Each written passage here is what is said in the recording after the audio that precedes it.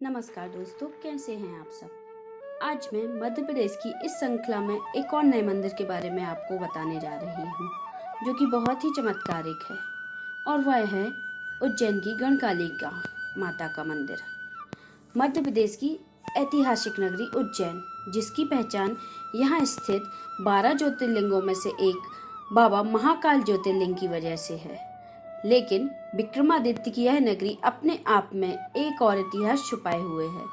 वह इतिहास है मां शक्ति का, जो यहाँ गणकालिका रूप में विराजमान है। कहा जाता है कि संस्कृत के महान कवि कालिदास को मां गणकालिका के आशीर्वाद से ही ज्ञान की प्राप्ति हुई थी। ऐसी मान्यता है कि प्रारंभिक जीवन में कालिदास अनपढ़ और मूर्ख थे। कालिदास एक बार एक पेड़ की जिस डाली पर बैठे थे उसी को काट रहे थे।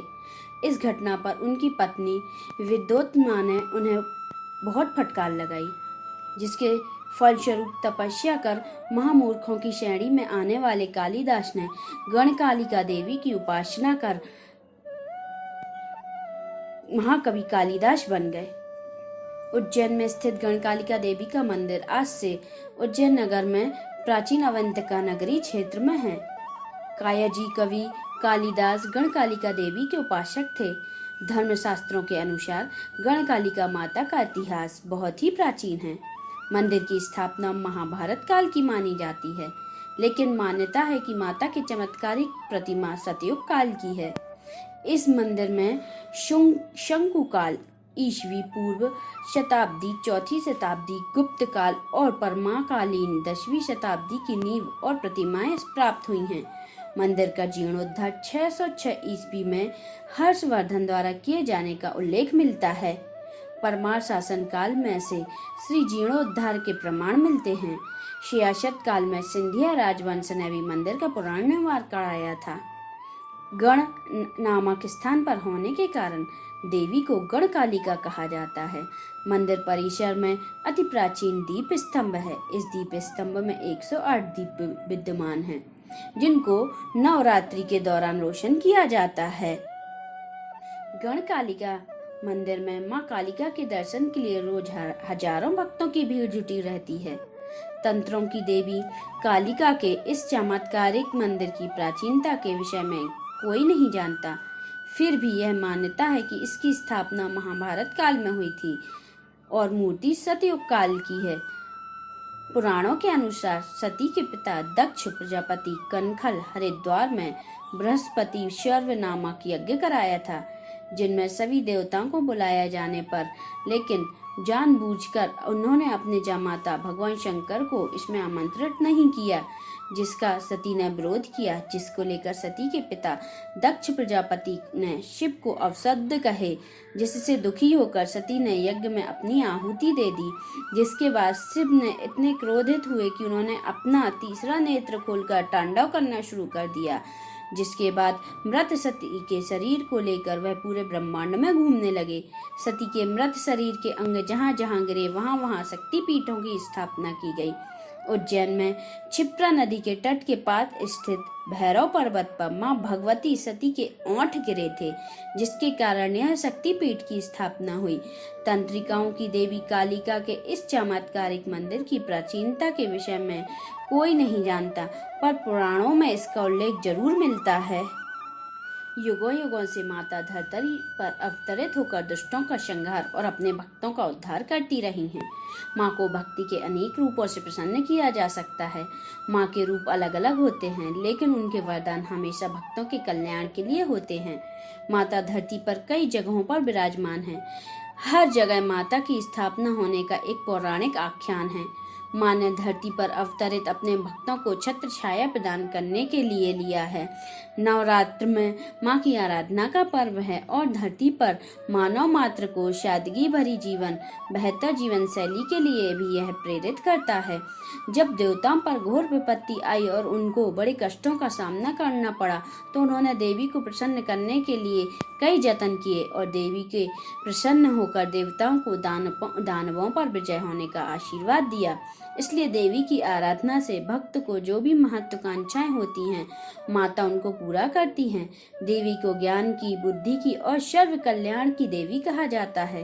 प्राचीन काल में सिद्ध पुरुषों ने माता की आराधना कर सिद्धि पाई थी और कालयजी ज्ञान के अनंत भंडार की रचना की थी। ऐसे ही सर्व कल्याण की देवी उज्जैन में विराजमान हैं, जिनको गणकालिका के नाम से जाना जाता है। महाभारत काल में हुई थी स्थापना। शक्ति संगम तंत्र में अवंतित संदेश देश कालिक तंत्र विस्थिति का उद्देश्य है, अर्थात अवंतिका नामक देश में माता कालिका रूप में विराजमान है। स्कंद पुराण में 24 मातृकाओं में से देवी गणकालिका का उल्लेख है। त्रिपुरा रहस्य में देश भर में 12 प्रधान देवी ग्रहों का विरूपण किया गया है, जिसमें गणकालिका की स्थिति मालवा में दर्शाई गई है। पुराणों में उल्लेख मिलता है कि उज्जैन की क्षिप्रा नदी के तट के पास स्थित भैरव पर्वत पर मां भगवती सती के ओंठ गिरे थे। माता गणकालिका की कथा का वर्णन लिंग पुराण में मिलता है, जिनके अनुसार मर्यादा पुरुषोत्तम राम जब लंका विजय कर अयोध्या पर प्रस्थान कर रहे थे, उस वक्त कुछ समय के लिए उन्होंने उज्जैन के रुद्र सागर के तट पर विश्राम किया था। रात्रि के समय मां कालिका अपनी भूख शांत करने के लिए शिकार की खोज में रुद्र सागर के किनारे आ गईं। यहाँ पर उनका सामना महाबली हनुमान से हो गया। माता ने हनुमान को पकड़ने का प्रयास किया तो हनुमान ने विराट और भयानक रूप धारण कर लिया। हनुमान के इस रूप को देखकर माता भयभीत हो गई और भागने लगी। उस वक्त माता का एक अंश गलित होकर गिर गया। माता का जो अंश गिर गया वही अंश गणकालिका के नाम से विख्यात हुआ। माँ गणकालिका महाकवि कालिदास की आराध्य देवी मानी जाती हैं। माता के आशीर्वाद से ही कालिका जयंती ग्रंथों की रचना की गई है।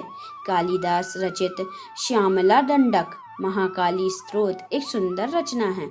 ऐसा कहा जाता है कि महाकवि के मुख से सबसे पहले यही स्तोत्र प्रकट हुआ था। उज्जैन में आयोजित होने वाले कालिदास समारोह में प्रतिवर्ष मां कालिका की आराधना की जाती है। गणकालिका मंदिर के आसपास वर्षों पुराने देवी देवताओं के पौराणिक मंदिर विद्यमान हैं। मंदिर के नजदीक हुए स्थनमन गणेश और पौराणिक मंदिर हैं। गणेश मंदिर के सामने प्राचीन हनुमान मंदिर है तथा श्री भगवान विष्णु को अत्यंत दुर्लभ चतुर्मुख प्रतिमा विराजमान है। पास में गोरे भैरव की प्रतिमा है और कुछ दूरी पर क्षिप्रा प्रवाहित हो रही हैं।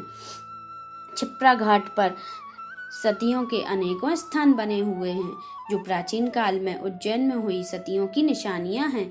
नदी के उस पार ऐतिहासिक और पौराणिक ओखलेश्वर शमशान घाट है।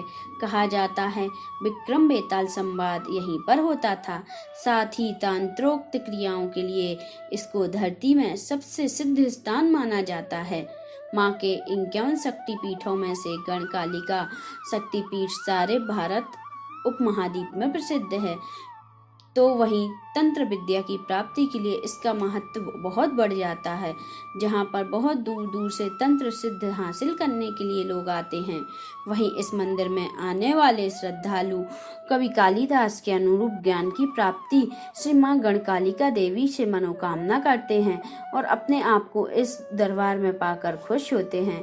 श्रद्धालुओं की माने तो यहाँ आने से बाद उनके सभी कष्ट दूर हो जाते हैं और उनकी सभी मनोकामनाएं पूरी होती हैं। ऐसी माता गणकालिका को हमारा प्रणाम। बोलिए बाबा महाकाल की जय, माता गणकालिका देवी की जय।